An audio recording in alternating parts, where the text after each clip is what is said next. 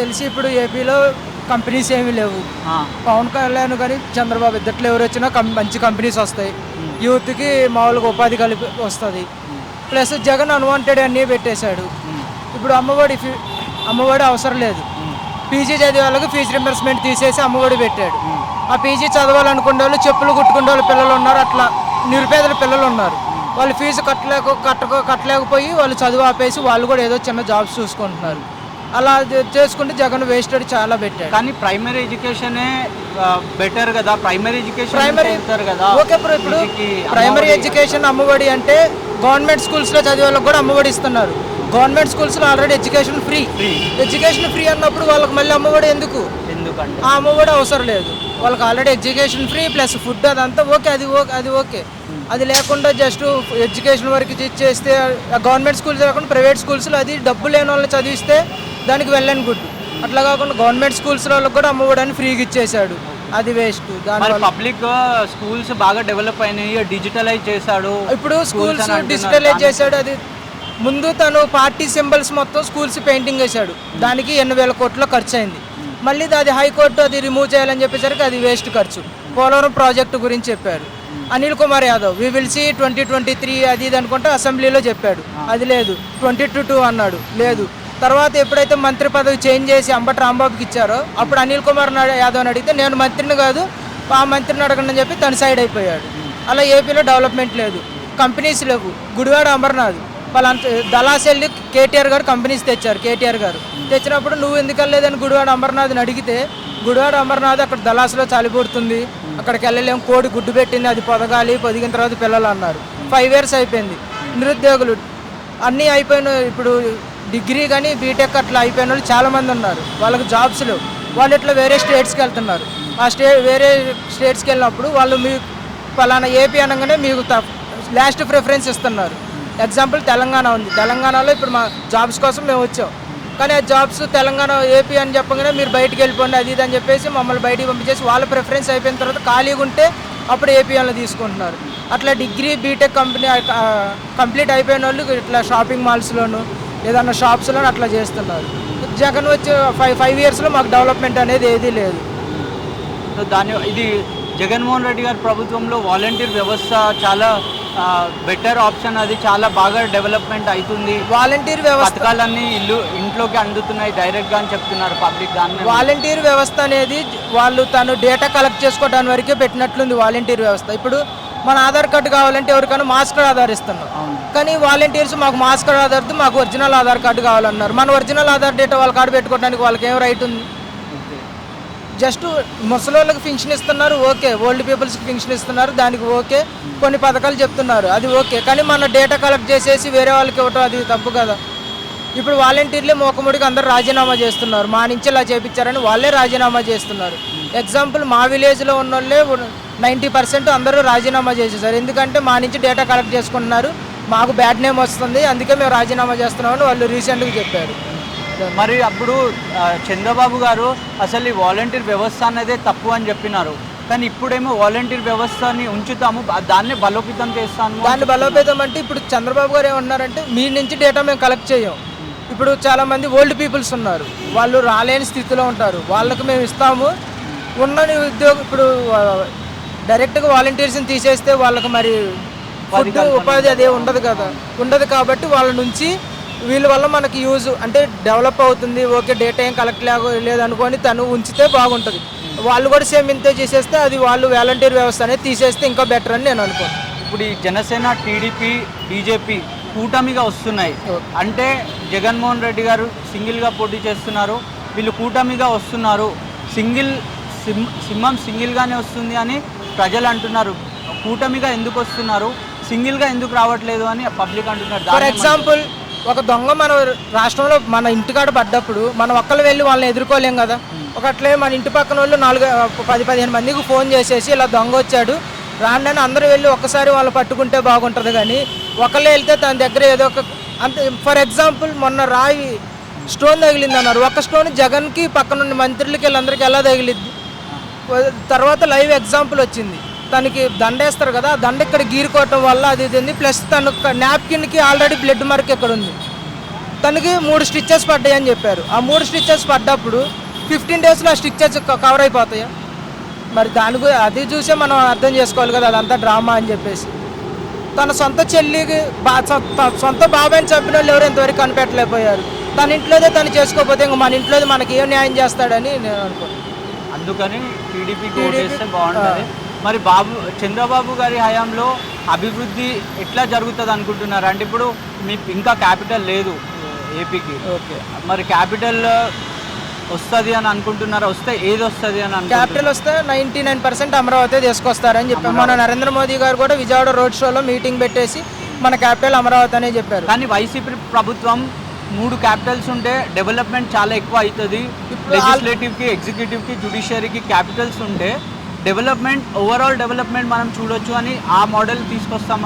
వాళ్ళు తీసుకొస్తానని చెప్పినప్పుడు జస్ట్ మనకి రాజధాని ఇది అని వాళ్ళు ఎందుకు చెప్పలేకపోయారు? ఇప్పుడు నేను ఏపీ, తెలంగాణ వచ్చిన తర్వాత తెలంగాణ పీపుల్స్ మీ రాజధాని ఏదంటే నేనేం చెప్పగలను? మాకు రాజధాని లేదని చెప్పాలా? ఇప్పుడు మనకి నీ ఇంటి పేరు ఏంటంటే నాకు ఇంటి పేరు ఉంది, ఆ ఇంటి పేరు నేను చెప్పగలను. అదే ఇంటి పేరు లేని వాళ్ళు నీ ఇంటి పేరు ఏం పేరు అని అంటే తను చెప్పలేడు కదా. అట్లానే బయట పీపుల్స్ తెలంగాణ, బెంగళూరు ఇట్లా వెళ్ళినప్పుడు వాళ్ళు మీ రాజధాని ఏదంటే మా రాజధాని ఏదని మేము చెప్పలేము. 3 క్యాపిటల్స్ అన్నారు, దాంట్లో ఒకటైనా డెవలప్ చేసి చూపించారా? రిషికొండ ఉంది, రిషికొండ మొత్తం తోవేసి అక్కడ ఆయన ప్యాలెస్ కట్టుకున్నాడు. ప్యాలెస్ అవసరమా? మళ్ళీ దానికి గ్రీన్ మ్యాట్ కప్పేసి మేము ఇంపోర్టెడ్ ప్లాంట్స్ తెప్పించాం, అవి పెంచుతున్నాం అది ఇది అని అన్నాడు. ఇంపోర్టెడ్ ప్లాంట్స్ మరి ఇప్పుడు కల్లా పెరగాలి కదా 5 yearsలో, అంతే ఉన్నాయి. సో జగన్మోహన్ రెడ్డి గారు వై నాట్ 175 అంటున్నారు. వై నాట్ 175 అంటే మీ మొత్తానికి అన్ని అసెంబ్లీ సీట్స్ కలిపి 175 ఉన్నాయి. 175కి 175 మేమే గెలవబోతున్నామని అంటున్నారు. దాన్ని 175కి 34 to 50 వస్తాయి, 50 లోపల వస్తాయి, కానీ అంత మించి ఒకటి రాదు. కూటమికి 120 నుంచి 135 లోపల వస్తాయి, ఇది గ్యారంటీ. ఎంపీ సీట్స్ వచ్చేసి కూటమికి 19 నుంచి 20, ఓన్లీ 3 or 4 వైసీపీకి వస్తాయి. పార్లమెంటరీ ఎలక్షన్ ఉన్నాయి కదా, అవి ఎవరు వస్తే బాగుంటుంది అంటున్నారు? నేషనల్లో మొత్తం నరేంద్ర మోడీ ప్రభుత్వం వస్తేనే తను మనకి ఇంకా డెవలప్ చేయడానికి. ఎందుకు బీజేపీ కూటమిలో చేరిందనా? అలా అని కాదు, తను చేసింది మనం చూసాం. ఎగ్జాంపుల్ మన రామ మందిరం ఉంది, అది 150 years కలమ ఉంది. తను వచ్చిన 10 yearsకి దాని నుంచి ఎట్లయినా దాన్ని చేపించేసి చేశాడు. పబ్లిక్ రామ మందిరంతోనే ఉద్యోగాలు రావు కదా, రామ మందిరంతోనే డెవలప్మెంట్ అవ్వదు కదా అని చెప్తున్నారు. దానికి ఇప్పుడు ఉన్న మొత్తం రాష్ట్రాల్లో మన కేంద్రం నుంచి ఫండ్స్ వస్తేనే కదా రాష్ట్రాల్లో తీసుకొచ్చేది. కేంద్రం ఫండ్స్ బట్టే కదా ఇన్ని కంపెనీస్ తీసుకొచ్చింది. ఆ ఫండ్స్ ఇవ్వకపోతే ఒక కంపెనీస్ ఎక్కడి నుంచి రావు. ఫర్ ఎగ్జాంపుల్ పోలవరం ప్రాజెక్టు 1500 కోట్లు మేము ఇచ్చామని కేంద్రం మొన్న ప్రెస్ మీట్లో చెప్పింది. ఆ 1500 కోట్లు డెవలప్మెంట్ ఏం చేశారో కూడా తెలియదు. దానికి కూడా మేము యాక్షన్ తీసుకుంటామని చెప్పారు. ఆ యాక్షన్ తను మంచిగా ఇస్తే బాగుంటుందని మేము అనుకున్నాం. అవును, జగన్మోహన్ రెడ్డి అంటే నాకు ఇష్టం లేదు, చంద్రబాబు అంటే ఇష్టం, పవన్ కళ్యాణ్ ఇష్టం లేదు. ఎవరు డెవలప్మెంట్ చేస్తే వాళ్ళకి నా సపోర్ట్ అని నేను చెప్తున్నాను. కానీ బీజేపీ ప్రభుత్వంలో మీకు ఏం డెవలప్మెంట్ కనిపించిందని బీజేపీకి ఓటు? ఇప్పుడు చాలామంది అంటే కొంతమంది పబ్లిక్ ఏమంటున్నారంటే మతాన్ని ఆధారం చేసుకొని ఓట్లు అడుగుతున్నారు బీజేపీ వాళ్ళు, లేదంటే కొంతమంది డెవలప్మెంట్ చూసి ఓటేస్తాము బీజేపీకి అని అంటున్నారు. మీరు దేన్ని చూసి ఓటేస్తారు? డెవలప్మెంట్ చూసే నేను ఓటేస్తున్నాను. ఏం అంటే ఎట్లాంటి డెవలప్మెంట్? వాళ్ళు ఫండ్స్ ఏ రాష్ట్రానికి ఎంత రిలీజ్ చేయాలి ఏంటనే రిలీజ్ చేసి ఎవరే ఎట్లా డెవలప్ చేస్తున్నారు అదన్నీ ఆయన చూసుకొని దాని ప్రకారం ఎవరెవరికి ఇంకా స్పెషల్ స్టేటస్ రాలేదండి. స్పెషల్ స్టేటస్ జగన్ నేను మెడలు వంచి తీసుకొస్తాను అన్నాడు. మెడలు వంచింది లేదు, ఆయనే వెళ్ళిపోయి ఆయన దగ్గర కాళ్ళు పట్టుకుంటున్నాడు కదా. ఆయన గట్టిగా ఇప్పుడు నాకు ఇంతమంది ఎంపీలు ఉన్నారు, నాకు స్పెషల్ స్టేటస్ ఇస్తేనే మా ఎంపీలు నీకు సపోర్ట్ చేస్తారని గట్టిగా అడిగితే వాళ్ళు ఎప్పుడో ఇచ్చేవాళ్ళు కదా. ఇప్పుడు తెలంగాణ ఉంది, మాకు వస్తేనే మీకు ఎంపీ మద్దతు ఇస్తామంటే వీళ్ళు గట్టిగా అడిగారు కాబట్టి వీళ్ళకి స్పెషల్ స్టేటస్లు వీళ్ళ నిధులు వీళ్ళకి ఇచ్చారు. అవే ఏపీకి ఎందుకు రాలేదు? వీళ్ళు గట్టిగా అడిగితే అక్కడ వస్తాయి. అందుకని బీజేపీ వేస్తే బాగుంటుంది. సెంట్రల్లో బీజేపీ వస్తే బాగుంటుంది.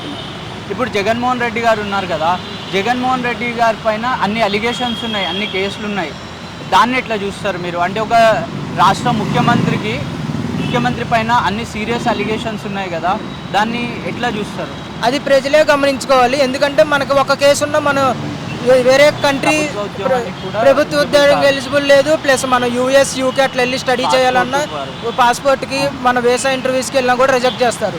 అట్లాంటిది ప్రజలు మరి అన్ని కేసులు ఉన్న వాళ్ళని మరి ఎన్నుకుంటారంటే అది ప్రజలకే వాళ్ళు ఏపీ ప్రజలకే వదిలేయాలి, వాళ్ళు చూసుకుంటారు. ఈసారి కనుక ఏపీ ప్రజలు మొత్తం కూటమి కలిసి నుంచుంటారని నేను భావిస్తున్నాను. ఒకవేళ మన మహా అయితే 40 నుంచి 35-40 స్థానాలే జగన్మోహన్ రెడ్డి గారికి వస్తాయి, మిగిలిన కూటమికి వస్తాయని నేను అనుకున్నాను. పవన్ కళ్యాణ్ గారి పరిస్థితి ఏంది? పవన్ కళ్యాణ్ గారు గెలవబోతున్నారా పిఠాపురం? పవన్ కళ్యాణ్ గారు పిఠాపురంలో 70 నుంచి 80 వేలు మెజారిటీ గెలుస్తారని మేము ఆశిస్తున్నాం. ఇప్పుడు వంగ గీత